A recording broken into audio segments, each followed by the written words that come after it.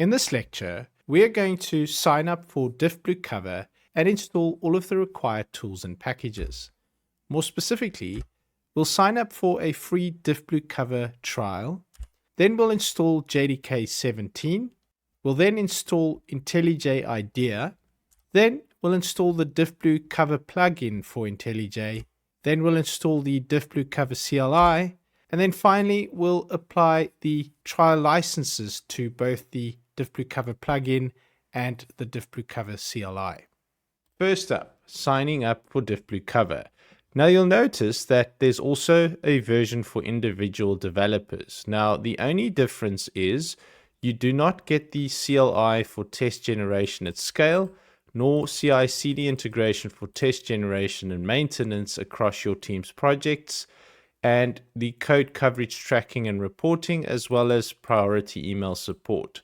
So we want to look at the CLI and CI/CD integration as well. So let's go ahead and continue with the 14-day trial.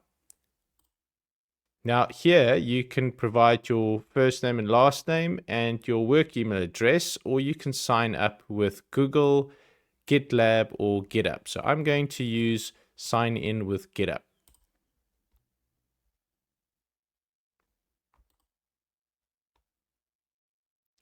And then I'm going to authorize Diffblue Cover. I'm already signed into my GitHub account. So here it still asks me for my last name,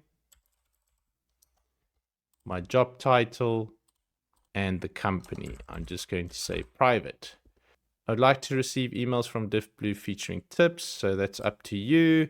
I agree to delete all output prior to or on expiry of or termination of the free trial. And I agree to Diffblue T's and C's and end user licensing agreement. Let's say submit. All right, so now Diffblue is going to tell you to check your inbox. Thanks for your interest in trying out Diffblue Cover. Your trial license key will be set to the email address you provided. Don't forget to check your spam folder. And then you should be receiving an email from Diffblue that looks as follows. Welcome to your 14-day trial of Diffblue Cover Teams Edition. And then importantly, it's going to send you a license. We'll use this license a little later to activate our IntelliJ plugin and Diffblue Cover CLI. Next, we are going to install Java 17. I've included a link to the Azul Java downloads in the resources section of this lecture. And here you can simply choose the version. Now I'm specifically going for Java 17 because we want to mimic a legacy application, although many will argue that Java 17 is not legacy. Maybe Java 8 is, and some might even say that older versions than Java 8 is legacy. But essentially, Diffblue Cover supports Java versions 8, 11, 17, and 21. So we'll balance it and use 17. And then select your operating system. I'm, for example, on Linux Ubuntu. And then architecture is 64-bit for me. And then JDK. And then you've got the options for the .deb, zip, or tar.gz file. The next thing is to download and install IntelliJ IDEA. You'll find all of these links in the resources section of this lecture. And after that, we are going to go ahead and install the Diffblue Cover plugin. So here is the web link for that, but I prefer installing it from within IntelliJ. When you open up IntelliJ for the first time, it'll look as follows. So let's go to New Project, and then for now, just say Empty Project. We'll get to our specific project a little later. And let's just call this test.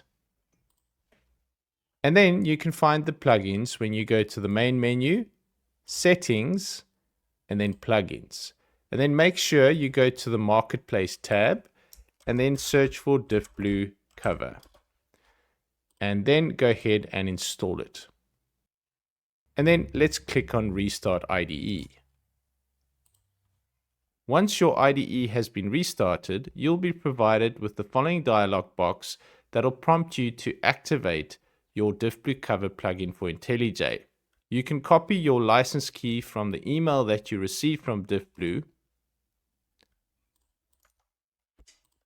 and then paste it in there and click on activate. And then it'll show you license key activated. Thank you for using Diffblue. So now we've signed up for the free trial. We've installed JDK 17.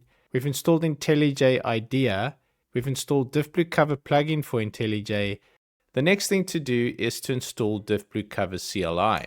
Now, if you go back to the email that was sent from Diffblue and you scroll down, you'll see that if you want to use Diffblue Cover CLI, you can get started by following this link.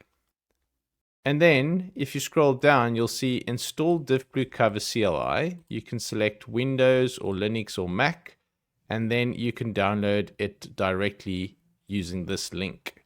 And then once you've downloaded the Diffblue Cover CLI, you need to unzip it to an appropriate location and add this location in the path environment variable using the following example command. So I'm going to copy all of this, open my terminal and paste it there. Now mine is downloaded in the downloads folder. So I'm just going to change it to downloads, and that will be extracted to the bin directory that it's going to create under home. And then the export path part will make sure that it's set to the path.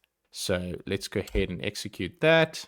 And as you can see, it is now extracted it into the bin directory. And then we can check whether it has been installed successfully by running dcover version. And as you can see there, we have version 2026-0501. Now, importantly, dcover will only be recognizable to this current terminal session. So we need to do the following to persist it to our bash rc file if you're in Linux, or zhsrc if you're on Mac OS. Windows works differently, and you can find all the details under this Windows tab. But for me, I'll have to say echo, and then it's single quotes, and then you're going to say export path, and then equals, and then let's go ahead and copy that part, paste it there, and then we're going to say save that to our bash rc file. And then let's quickly say cat and then bash rc, and there you can see that our export is at the bottom of our bash rc file. So to reload it and to make it effective is we need to say source, and that's the command for reloading the settings in bash rc. And now if we create another terminal session and say dcover -- version, then it should be able to recognize dcover. Okay, so importantly, like I said, with Mac OS, you basically are going to say zshrc if you're on Mac OS, because with Mac, it nowadays defaults to the Z shell. But then for Linux, it's always bash rc. Okay, so now that we've installed dcover, we have one more thing to do, and that is to activate our Diffblue Cover CLI. And you can do it through the dcover activate command. So if we say dcover activate, we need to paste our license key, our trial license that Diffblue sent to us via email. And I've copied mine, so I'm pasting it there. And now you have successfully installed dcover, and you've also activated it with the trial license that was sent from dcover. So now we've signed up for the free trial. We've installed JDK 17.